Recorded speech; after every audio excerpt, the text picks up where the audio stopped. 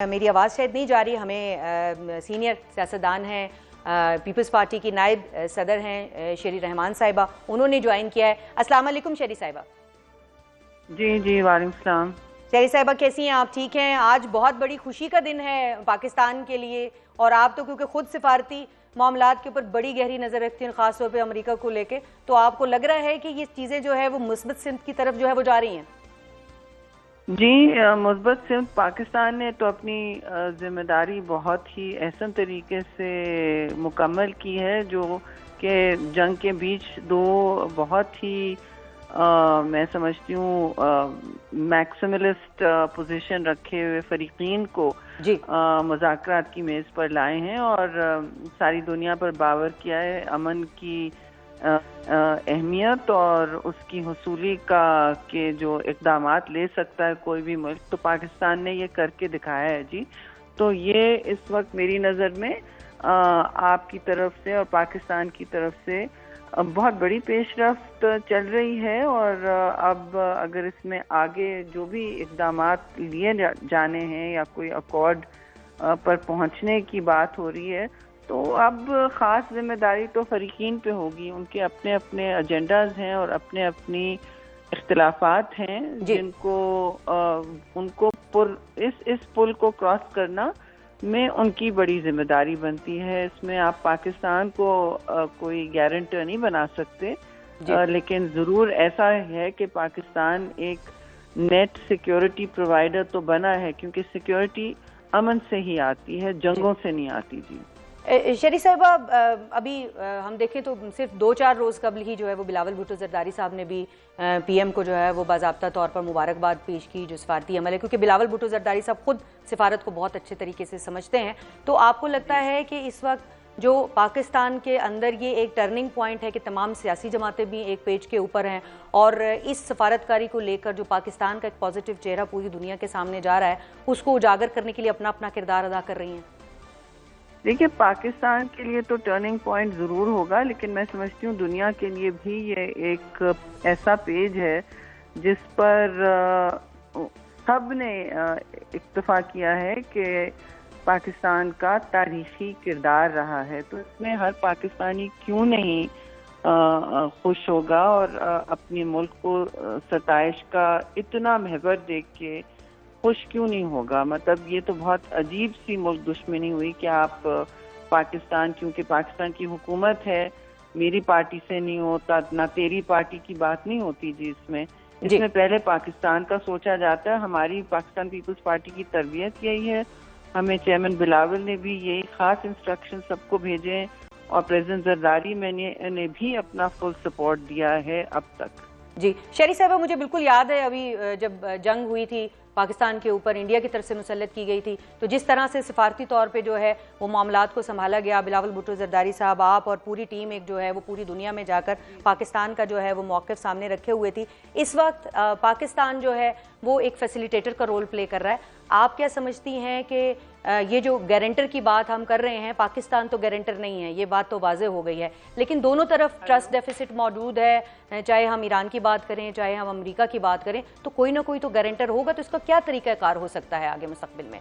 Sorry, कोई ना कोई क्या होगा?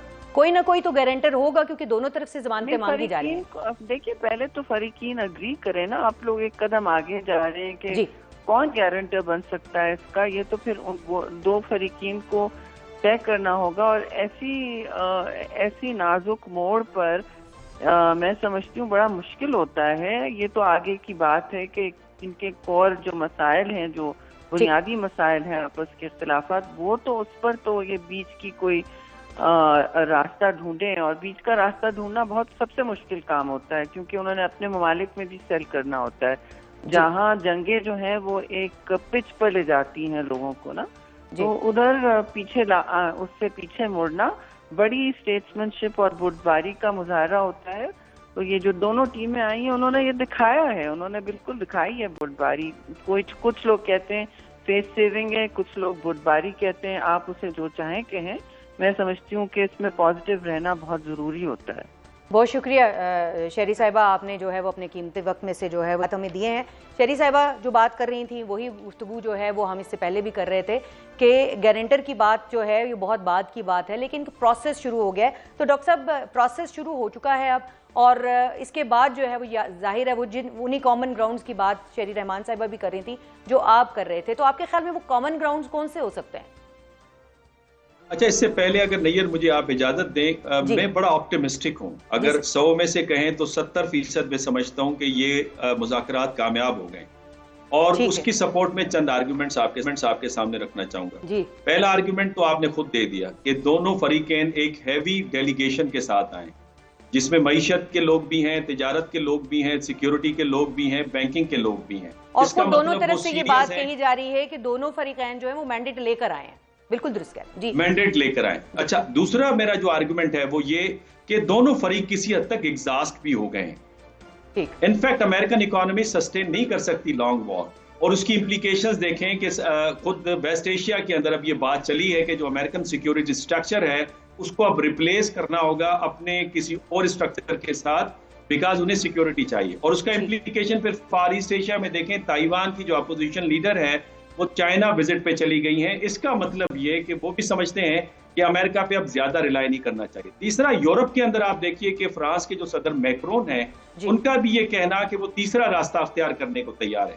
और मेरा अगला आर्गुमेंट ये कि पूरी दुनिया इस वक्त इस सफारतकारी के पीछे खड़ी है, चाहे वो यूनाइटेड नेशन है, चाहे वो यूरोपियन यूनियन है, चाहे वो न्यूजीलैंड और ऑस्ट्रेलिया है, चाहे फार ईस्ट एशिया है, वो सारे इस सफारतकारी के पीछे, बिकॉज उनकी इकोनॉमीज हिलके रह गई हैं। अगर स्टेट ऑफ हुर्मुज बंद होता है, जहां से 20 से 21 बिलियन बैरल योमिया तेल गुजरता है, तकरीबन $2 बिलियन का, जिसमें 50% की सप्लाई होती है चाइना को, 50% की सप्लाई होती है इंडिया को, 70% की सप्लाई होती है जापान को, 60% की साउथ कोरिया को, 18% की यूरोपियन यूनियन को। तो अगर उनकी इंडस्ट्री नहीं चलेगी, प्रॉस्पेरिटी नहीं आएगा, तो अमेरिका के गुड्स और सर्विसेज कौन खरीदेगा? तो मेरा ख्याल है कि वो विल्सन का जो आर्गुमेंट था ना कि अगर दुनिया के अंदर खुशहाली होगी तो अमेरिका के अंदर भी खुशहाली होगी, अगर दुनिया में अमन होगा तो वो लिंक्ड अप है विद द अमेरिकन सिक्योरिटी। तो मेरा ख्याल है वो आर्गुमेंट भी हमारे सामने है। और सफारती तौर पे सारी दुनिया एक तरफ है, और अगर अमेरिका ने दूसरी तरफ खड़ा होना है इजराइल और इंडिया के साथ, तो वो अमेरिका की जो सियासी जो सर्वाइवल है उस पर बड़ा सवाल आएगा। तो अमेरिका के अपने जो सिक्योरिटी, पॉलिटिकल और इकोनॉमिक इंटरेस्ट के हक में है कि वो इस जंग से बाहर निकलें, और वो जो उनके साथ मुखालफत और मुखासमत थी ईरान के साथ सिंस 1979 फरवरी, उसको पैचअप करें। बिकॉज अमेरिका में डिसीजन मेकिंग में एक सवाल उठता है कि अगर कोई मुल्क उनका मुखालिफ है तो क्यों मुखालिफ है? क्या उस मुल्क को दोस्त बनाया जा सकता है? और अगर दोस्त नहीं बनाया जा सकता तो कम से कम उसे न्यूट्रलाइज किया जा सकता है। तो ये रैशनैलिटी का प्रोसेस है, और मुझे जेडी वेंस की जो रैशनैलिटी है उस पर यकीन है। और मेरा साथी ख्याल ये है कि जो खित्ते के ममालिक हैं वो भी अक गए हैं, तंग हो गए, चाहे वो जीसीसी ममालिक हैं, पाकिस्तान है, वो भी ईरान से कहेंगे कि अब आप मुआहिदा करें।